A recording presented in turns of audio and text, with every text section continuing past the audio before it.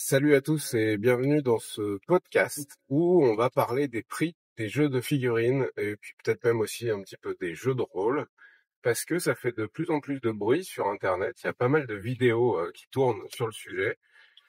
J'espère que la qualité du son va être bonne. Je vais faire en sorte de pouvoir traiter tout ça derrière pour que vous entendiez pas le bruit de la bagnole. Mais j'avais un petit peu de temps. J'ai écouté beaucoup de choses qui traitent sur YouTube et je voulais vous en parler tout simplement.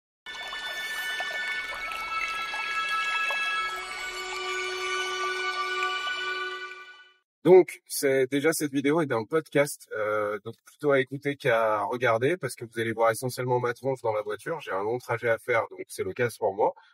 Et à côté de ça, je vais essayer quand même, quand je ferai le montage, de vous intégrer quelques photos et vidéos à droite, mais globalement, ça va pas être très intéressant. Donc, vous ne pouvez qu'écouter.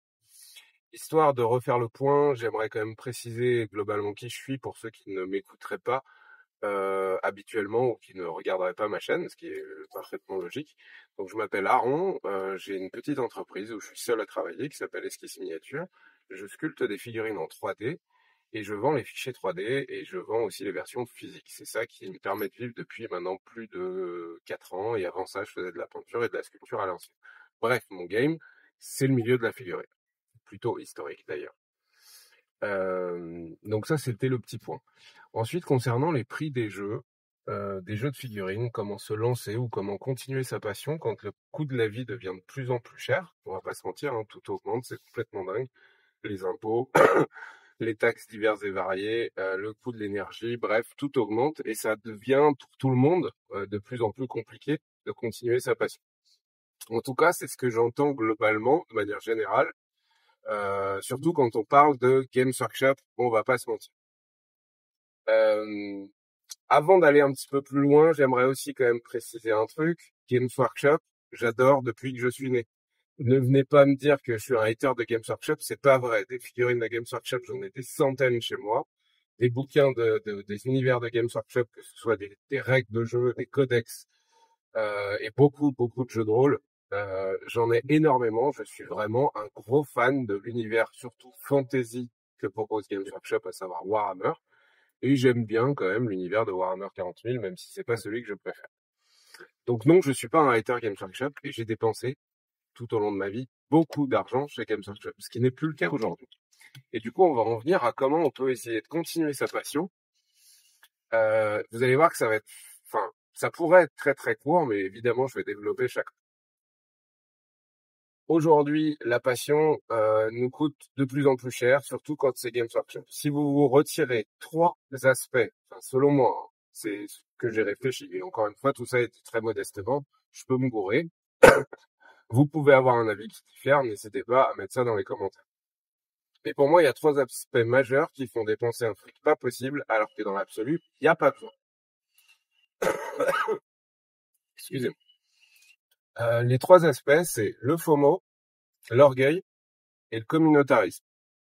Voilà. Pour moi, il y a vraiment ces 3 aspects-là qui sont les raisons pour lesquelles vous dépensez beaucoup plus d'argent que nécessaire dans la passion de la figurine, du wargame et du jeu de rôle.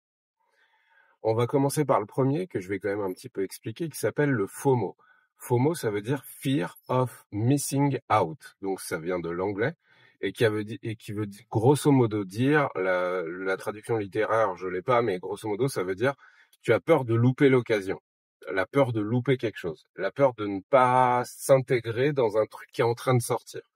Voilà, la peur de louper l'occasion, tout simplement. Le FOMO, ça fait, je pense, 60% du chiffre d'affaires de Games Workshop ou d'autres grosses marques de figurines.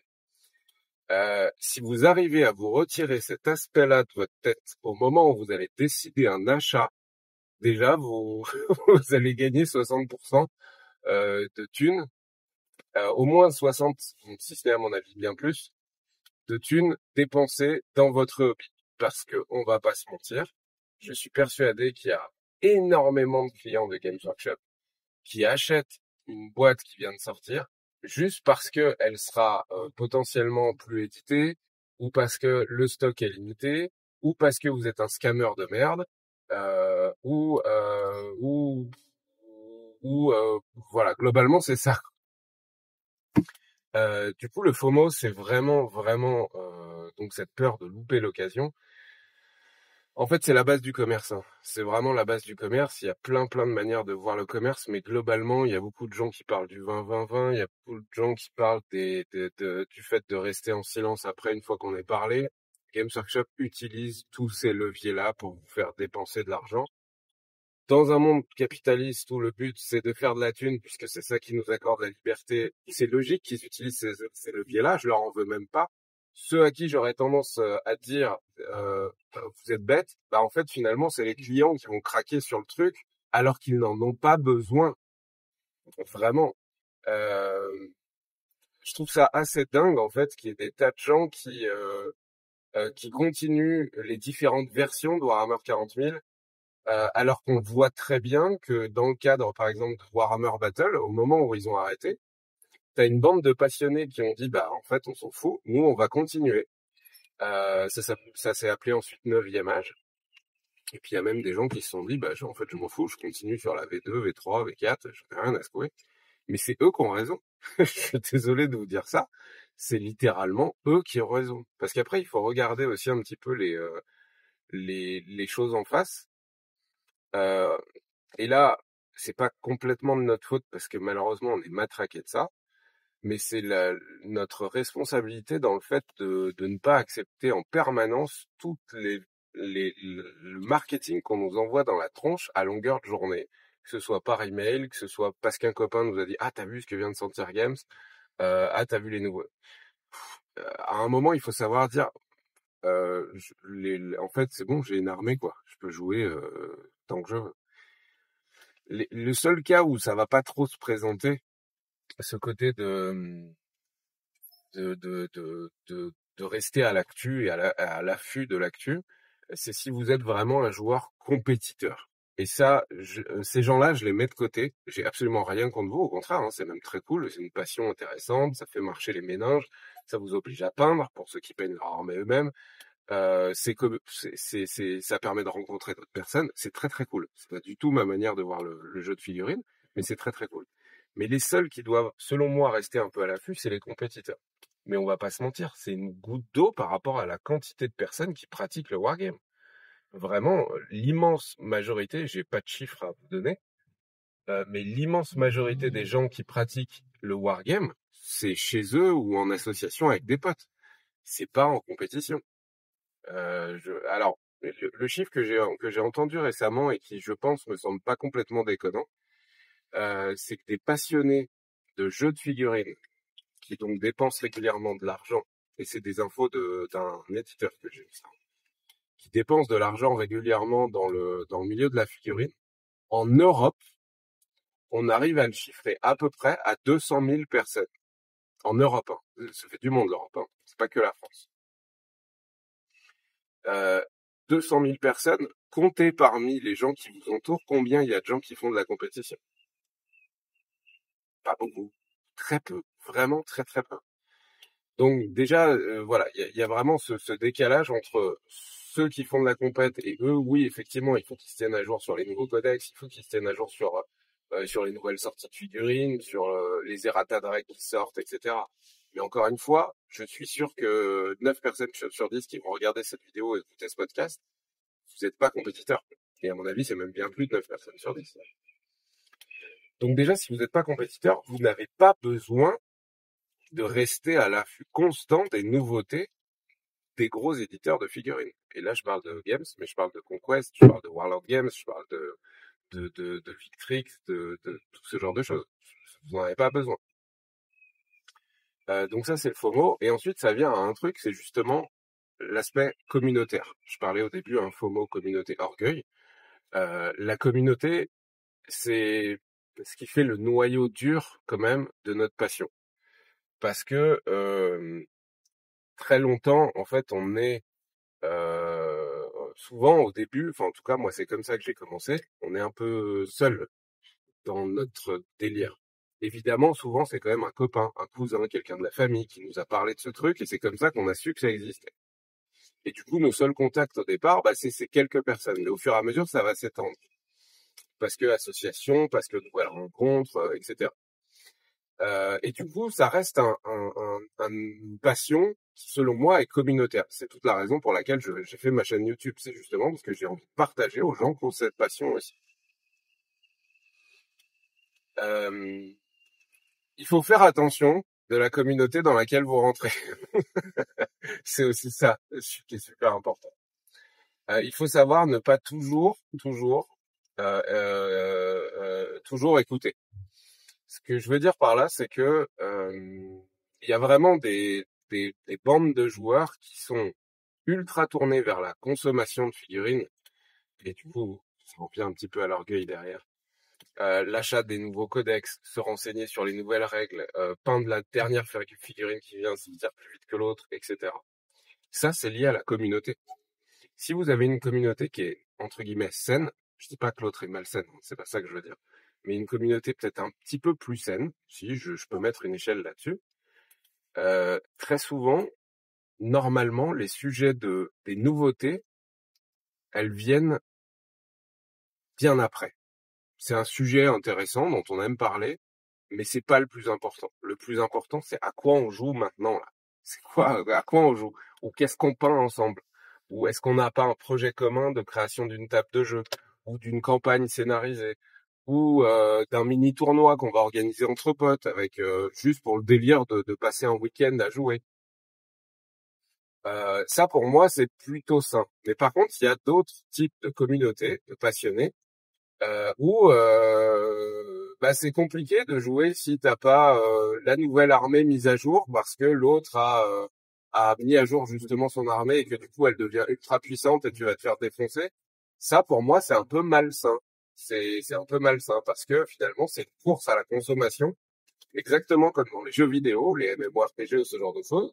Où en gros celui qui a la plus grosse carte bleue, eh ben il va pouvoir sortir je dis n'importe quoi 10 basiliques dans son armée de garde impériale à 40K. C'est là où celui qui a un peu moins de sous, bah, il va être obligé d'aligner les troupes de la boîte de base. Par exemple. C'est un exemple simple que je fais. Donc l'aspect communautaire, il est aussi extrêmement important. Et il faut pas hésiter, de temps en temps, quand vous êtes dans un groupe de potes, à dire oh, on se calme. Ok, vous voulez faire un délire avec l'armée la plus pousse possible, très bien, une nouvelle figurine, machin, ok. Et ben on va en faire un thème commun, et puis peut-être qu'on va chacun mettre un peu la main à la pâte, tout simplement. Et puis en plus de ça, vous pouvez être la sentinelle, justement. La sentinelle qui va dire dans le groupe de potes, ouais, la V10 vient de sortir, mais en fait, franchement, on s'amuse bien sur la V9 et V7, peu importe la version. On s'amuse bien. Est-ce qu'on en a vraiment besoin? C'est une question que vous devez vous poser, en fait. Est-ce qu'il y a des choses qui vous manquent, vraiment, et que les nouveautés impliquent que c'est vraiment trop cool et que vous voulez découvrir ce truc-là?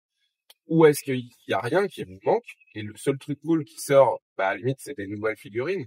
Mais dans le fond, est-ce que vous pouvez pas adapter les règles pour les rendre carrément jouables sur la version à laquelle vous jouez? Ou est-ce que vous pouvez pas l'utiliser comme proxy pour la version à laquelle vous jouez? Ce que je veux dire, c'est que c'est totalement possible de rester bloqué une version sans avoir absolument aucun problème, surtout qu'encore une fois, si vous êtes une bande de potes, vous êtes finalement en autarcie entre vous et rien ne vous empêche de jouer à la V1 de Warhammer 40 000 avec les figurines de la boîte de base et les figurines de cette période. On s'en fiche, ça n'a absolument aucune incidence. Donc ce que je voulais dire, c'est que les finances, l'aspect communautaire peut aussi avoir une influence et une incidence sur la dépense de thunes que vous allez avoir dans votre hobby. Donc soyez un petit peu vigilants sur ce point. Et le dernier, c'était l'orgueil. Alors, c'est un peu fort comme mot, attention, je vais un peu loin. Prenez pas ça au pied de la lettre, mais l'orgueil, c'est jouer avec les dernières figurines sorties. L'orgueil, c'est acheter le nouveau codex qui vient juste de sortir. L'orgueil, c'est acheter la nouvelle version d'une figurine que vous avez déjà. Peut-être qu'elle est plus belle, par contre, ça, après, c'est encore autre chose. L'orgueil, c'est avoir une armée plus grosse que celle de son pote. L'orgueil, c'est typiquement, mais alors ça c'est l'exemple parfait de l'orgueil, acheter ces foutus dés Games Workshop à 20 balles, je sais même pas le prix, mais je sais que c'est tellement prohibitif que jamais j'ai acheté ça. Et c'est acheter la boîte de dés goodies de votre armée chez Games Workshop. Ça, ce n'est que de l'orgueil. que ça. Ça n'a aucune justification parce que dans les faits, des dés, ça vaut rien. Enfin, ça vaut rien. J'exagère, mais vous allez sur Temu, vous trouvez une boîte de 100 dés à 2 ou 3 euros, quoi. Et ils marchent pareil que des dés siglés ultramarine chez Games Workshop, où vous en avez que 30 pour 20 balles, quoi. Et encore, je dis 20 balles, mais je crois que c'est plus cher. Là-dessus, vous pouvez faire une quantité d'économies de dingue. C'est pareil. Détail tout con, hein. Le maître ruban Games Workshop. Et je sais même pas combien il coûte. Mais je suis sûr qu'il coûte pas les 3 euros que vous pouvez le payer chez Action ou à Babou ou dans ce genre de magasin. Et il marche pareil, hein. C'est exactement le même. Il n'y a pas marqué Games Workshop dessus, c'est sûr. Donc, l'orgueil, c'est quand même assez important dans la dépense de thunes. C'est exactement pareil pour l'achat des peintures, là, de ces kits de peinture, etc. C'est que de l'orgueil, en fait. C'est de l'orgueil ou de l'imaginaire. Globalement, euh, ça, je l'ai toujours dit. Et d'ailleurs, je vais refaire une vidéo, je pense, bientôt parce qu'on approche les fêtes et les gens vont peut-être vouloir dépenser un peu de sous là-dessus. Mais une boîte de base de peinture à 40 ou 50 balles, parce qu'aujourd'hui, c'est cher. C'est plus à 20 balles comme au début, comme il y a 20 ans. Une boîte de base où on va avoir 10 pots de peinture, 2 figurines, un ou deux pinceaux à ce prix-là, ça peut suffire pour 60%, 50-60% de ce que vous allez faire. Donc arrêtez d'acheter ces kits complets avec 200 pots. Il y en a sur les 100 pots de peinture que vous allez acheter, il y en a 20, 30 dans le meilleur des cas que vous allez utiliser. Le reste, ça ne sert à rien. C'est aussi simple que ça. Encore une fois, si vous êtes un joueur à peu près normal, comme je le suis, ou comme beaucoup de gens le sont, et que vous n'êtes pas là à chercher à faire un pas de peinture ultra haut niveau pour faire de l'exposition du Golden Demon ou je ne sais quoi d'autre. Mais sinon, moi ça je m'en rends compte de plus en plus. Je me suis fait des racks à peinture pour ranger mes pots de peinture. Au final, je dois avoir 50 pots de peinture, ça fait 25 ans. Donc, non, putain, ça fait plus que ça. Ça fait 30 ans que je fais de la figurine. Au final, il y a 50 pots de peinture qui me servent. Concrètement, quand je peins de la figurine historique, même du Games Workshop, ou des figurines à moi ou autre, le grand maximum c'est 50. Et encore, il y en a plein qui ne servent pas dans le lot. Parce que je suis pas un grand peintre, déjà. Mais en plus de ça, parce que ça me suffit largement. Il y a que dans des cas extrêmes où je vais acheter un pot de peinture supplémentaire parce que je commence une armée à thème et que j'ai pas envie de m'emmerder à faire des mélanges ou autre. Voilà. Mais 100, 200 pots de peinture, ça n'a aucun sens. Aucun. Donc ça, c'était pour la peinture, pour le maître ruban, pour les dés, pour les décors, c'est pareil. À partir du moment où vous avez acheté une boîte de base et quelques sets de décors, est-ce que vous avez vraiment besoin des nouveaux? Parce qu'il y a un autre sujet que je voulais aborder, c'est la place. Il y a ça aussi, c'est un sujet de dépense qui finalement est assez important. Pas parce que vous allez louer une pièce rien que pour ça. Voilà, évidemment, il y a très peu de gens qui font ça, très peu de gens qui ont les moyens de faire ça. Mais enfin, je vous dis, moi, ça fait 30 ans que j'ai cette passion. Des figurines peintes, j'en ai plusieurs milliers. Des décors, j'en ai une quantité pas possible. Même des tables de jeu, je peux en avoir au moins 6 ou 7, des grands plateaux, etc. Mais ça, en fait, ça prend une place de malade. Alors au début, non, ça prend pas trop de place. Mais après, à terme, ça prend une place de malade. Et très vite, vous allez vouloir vous dire, à force justement d'avoir cette volonté de surconsommation, vous allez vouloir vous dire, bah le prochain appart que je prends, ce serait bien qu'il y ait un bureau qui va devenir votre salle de jeu de figurines ou la prochaine maison, peu importe. Mais en gros, vous allez vouloir avoir une pièce quasi rien que tout ça, et ça c'est cool. Je dis pas qu'il faut pas le faire. Je dis juste que après c'est des trucs bateaux ça, mais plus vous allez avoir de place, plus vous allez en mettre des conneries à l'intérieur et des trucs qui vous servent pas souvent, vraiment pas souvent. Donc concrètement, ce que je voulais dire dans cette vidéo, c'est vraiment le fait que notre passion coûte de plus en plus cher, quand on voit les prix, et là clairement je m'adresse à Game Culture, qui ne font qu'augmenter en permanence, et surtout des bouquins à 50 balles, mais vous avez craqué votre slip, quoi. Des bouquins qui sont des codex, hein. Je suis pas en train de parler du gros livre de base qui permet vraiment de jouer, etc. Ils ont complètement craqué. Tout ça, c'est non, faut arrêter en fait. Faut arrêter, ça n'a aucun sens. Ça n'a absolument aucun sens. Et encore une fois, votre communauté, les gens avec qui vous jouez, est-ce que c'est bel et bien nécessaire? S'il y a qu'un seul pote parmi les 5, 10 avec qui vous jouez, qui est ultra hypé par ce 10 et tout, bah en fait, lui, bah ouais, écoute, cool. On t'empêchera pas d'acheter ces figurines, on t'empêchera en rien. Certainement pas bloquer les gens sur cet aspect-là. Mais par contre, quand on jouera ensemble, bah ouais, on va jouer sur la V9 parce que nous, on est resté sur la V9 et puis ça nous convient bien comme ça. Et puis peut-être que lui, il va s'essouffler tout seul en fait. Il va peut-être se rendre compte qu'il va être content d'avoir acheté les figurines, mais peut-être que si le V10, bah soit ça va l'amener à rencontrer d'autres personnes qui sont passées aussi sur cette version, soit en fait il va s'essouffler, il va dire non mais en fait dans le fond les règles je m'en bats les couilles, ce que je veux c'est jouer avec vous. Donc le sujet des règles finalement c'est un détail, c'est un détail. Donc voilà, c'est un petit peu le tour que je voulais faire des prix qui sont selon moi trop élevés. Et maintenant, je vais prêcher un petit peu pour ma paroisse en vous parlant d'impression 3D. Parce que pour moi, c'est vraiment la clé de... Ouais, c'est vraiment la clé qu'on a depuis quelques années d'une économie de dingo. Vraiment, euh, surtout si vous avez tendance à être ultra consommateur de figurines et à avoir plein de boîtes de figurines non peintes chez vous. Ah ouais, ça, non aussi. Quand vous achetez une boîte de figurines, vous la peignez, en fait. Vous n'achetez pas d'autres avant que vous l'ayez peinte. Ça n'a aucun sens. Ok, à part si vous êtes purement collectionneur, mais encore une fois, après, voilà, il y a des gens, c'est leur truc, mais collectionner pour collectionner, voilà, je comprends pas trop le concept. Après, ce n'est qu'un avis perso. J'ai des potes qui sont collectionneurs, mais ouais, pour moi, c'est collectionneur, c'est un mot qu'on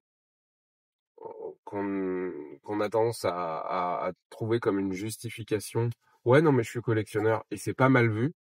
Dans ma tête à moi, c'est pas super bien vu d'être collectionneur. Parce que, globalement, ok, donc c'est que tu aimes stocker des trucs pour rien. Littéralement, c'est ça, si on est que collectionneur. Après, collectionner et s'en servir, c'est encore autre chose. Mais collectionner pour collectionner des boîtes chez soi, je vois pas l'intérêt, vraiment. Ou alors, il est financier, et dans ce cas-là, bon, voilà, peu importe. Mais du coup, l'impression 3D, une clé de dingo, parce que bah moi, jusqu'à présent, avant que l'impression 3D devienne un point central dans ma vie de passionné et même professionnel, oui, j'achetais des figurines régulièrement. Moi, j'étais plutôt historique, donc j'avais tendance à acheter énormément de 1/72e. Pour compléter mes collections. J'avais tendance à, dès qu'il y avait des nouveautés qui sortaient, il y a une époque, il y avait Plastic Soldier Company qui avait mis une petite tarte à tout le monde, mais il y a un problème d'échelle. Enfin bref, on était content de voir arriver des nouveautés, on achetait des boîtes de figurines et on les peignait, mais je vais pas vous mentir, j'ai encore beaucoup de stock de 1/72e qui est pas peint. Il y a eu le 15 mm, il y a eu Flames of War, il y a eu il y a le 15 mm Napo, enfin bref, il y a plein d'échelles comme ça dans lesquels j'ai dépensé beaucoup d'argent. Évidemment, Perry Miniature, évidemment Victrix, Gripping Beast, Wargame Foundry, toutes ces marques-là, j'ai dépensé beaucoup d'argent dedans, à l'époque où l'impression 3D n'existait pas. Aujourd'hui, vous allez me dire, j'ai la facilité d'être en plus sculpteur moi-même. Donc, dans le fond, des figurines, j'ai pas besoin d'en acheter. Mais même si j'étais pas sculpteur, une imprimante 3D, et vous avez plus besoin d'acheter de figurines. C'est aussi simple que ça. En tout cas, réside. Et pour les décors, une imprimante FDM, et vous n'avez plus besoin d'acheter de décors.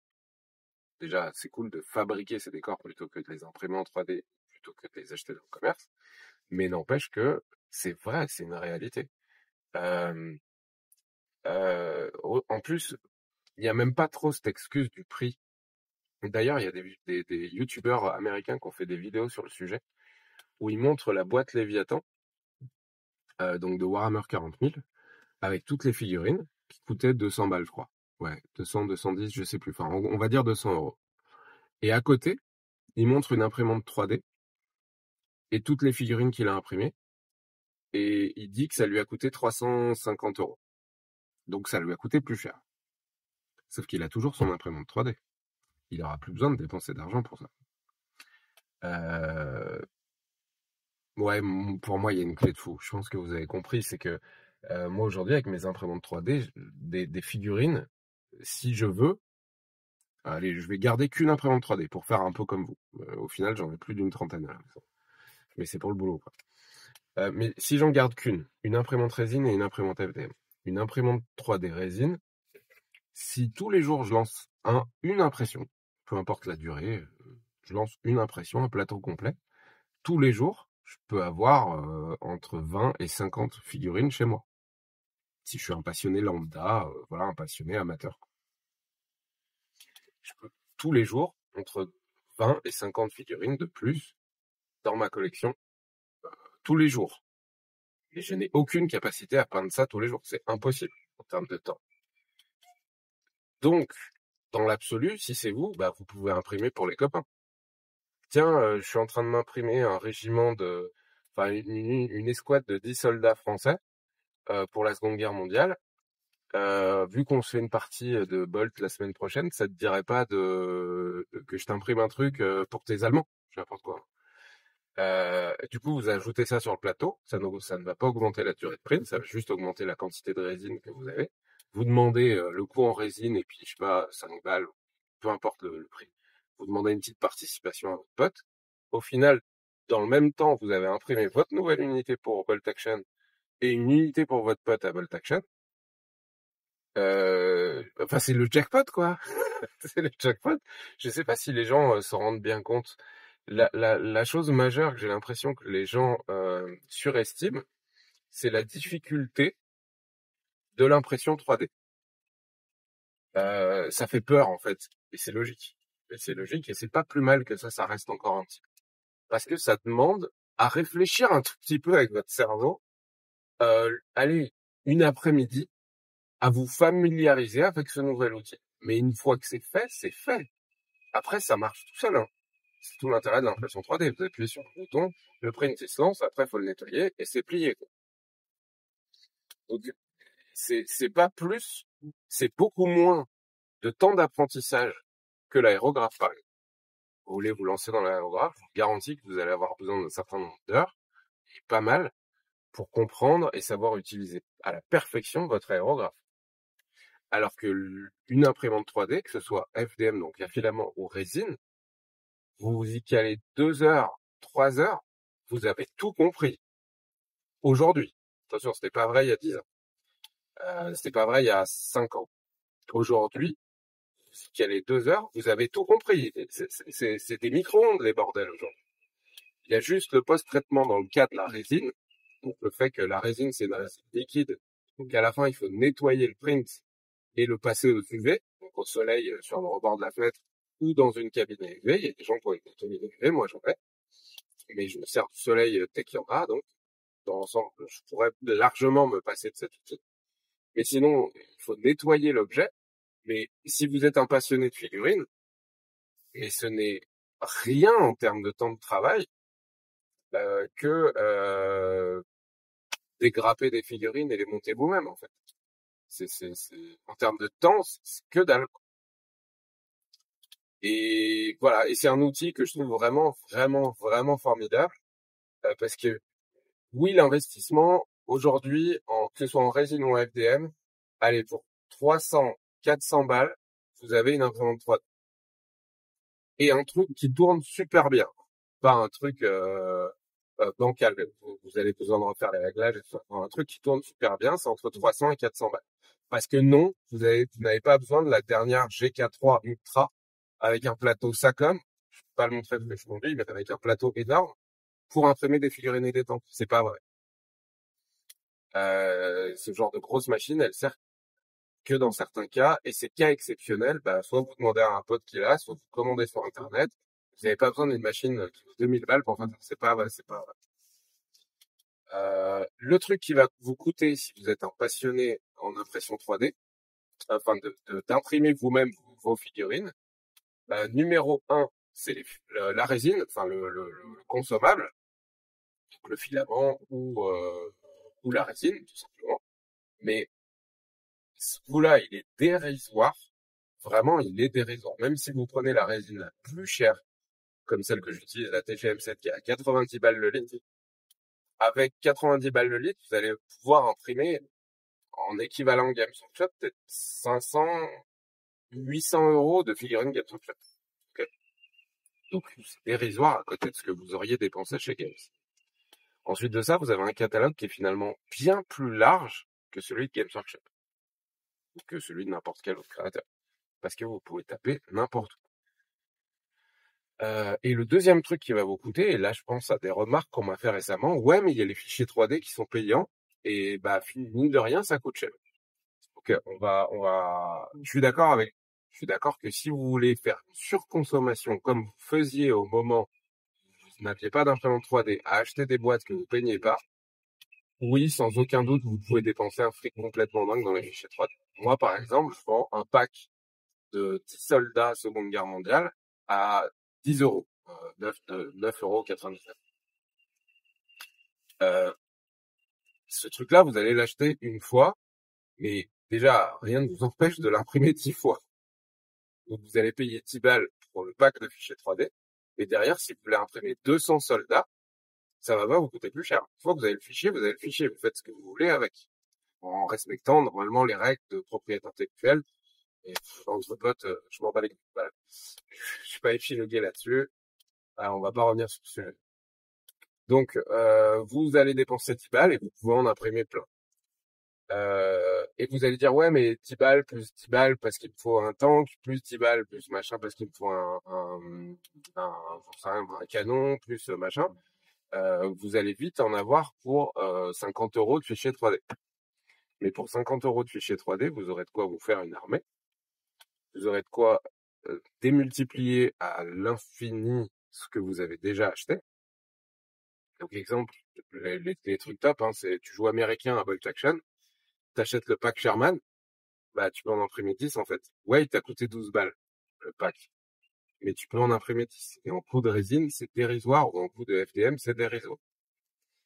Donc, même cette excuse-là, je la trouve pas bonne, surtout qu'il existe énormément de combines déjà illégales pour obtenir les fichiers 3D, que je vous déconseille, parce que moi, c'est ce qui me permet de manger. Donc, j'ai tendance à vous dire, bah, voilà, partagez pas mes fichiers, sinon je mange plus. Mais au-delà de ça, il y a des combines totalement légales qui ne coûtent mais que dalle quand on est passionné d'un truc. Là, je vais prêcher ma paroisse, mais c'est vrai pour, je vais prendre d'autres exemples pour les passionnés de 40K. Il y a Station Forge qui est formidable. Si vous adorez Warhammer 40 000, vous vous abonnez à Station Forge, ça coûte 10 balles par mois. Non, c'est pas cher, 10 balles par mois. Je suis pas d'accord. Si vous me dites que c'est cher, 10 balles par mois. Ah oui, et c'est sans aucun engagement, attention. C'est pas comme les trucs qu'on avait quand on était gosse où vous êtes engagé pour 8 ans et si vous sortez avant. Non, non. Là, tu peux très bien ne t'abonner qu'un seul mois. Okay.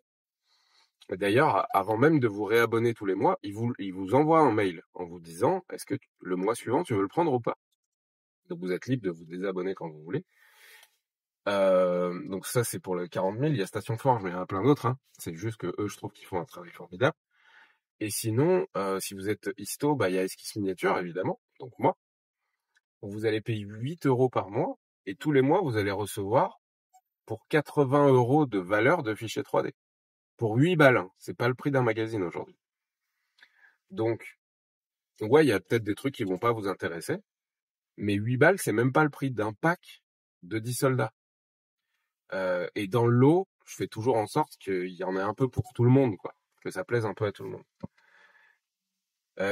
Donc, dans l'absolu, vous prenez un ou deux abonnements à droite à gauche, vous allez dépenser 20 balles par mois dans des abonnements, des trucs pour lesquels vous êtes passionné. Il y en a plein, hein. Vraiment, il y en a beaucoup, beaucoup, beaucoup. N'hésitez pas à aller jeter un œil sur Patreon, sur Tipeee, sur Tribe et tout ça. et vous n'achetez pas d'autres fichiers 3D. Ou exceptionnellement, parce que, ah ouais, là, je vais faire un scénar, j'aimerais bien avoir ce nouveau char, j'aimerais bien avoir machin, machin. Et le truc, c'est qu'en plus, en étant abonné à ces trucs-là, le terme abonnement, il est pas bon, parce qu'encore une fois, c'est sans engagement.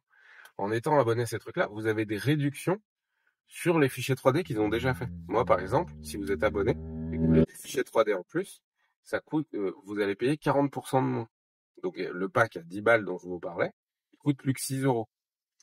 Donc, enfin, voilà. Donc, encore une fois, l'impression 3D, pour moi, c'est vraiment une, une clé de sortie pour continuer sa passion quasi sans limite, sans pour autant dépenser plus d'argent, tout simplement.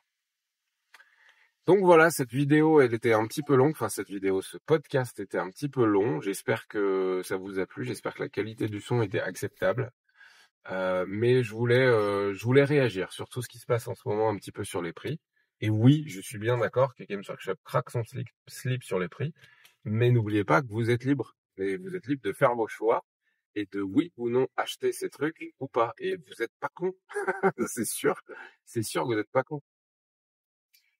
Mais ça n'en enlève en rien que c'est ultra quali ce qu'ils proposent, que c'est ultra beau, que c'est toujours un vrai kiff de monter leurs figurines, que c'est un vrai kiff de les peindre. Bref, voilà. Je vous souhaite bonne peinture, bon jeu, bon prix. N'hésitez pas à réagir dans les commentaires sur ce podcast. Votre avis compte pour moi, je les lis tous. D'ailleurs, vous voyez que je mets le petit cœur, c'est le seul truc que je peux mettre pour dire que je l'ai lu sur le commentaire. Je n'ai pas le temps de réagir à tous, mais je les lis tous. Et puis voilà, on se retrouve très vite pour un nouveau podcast. Ciao, ciao tout le monde!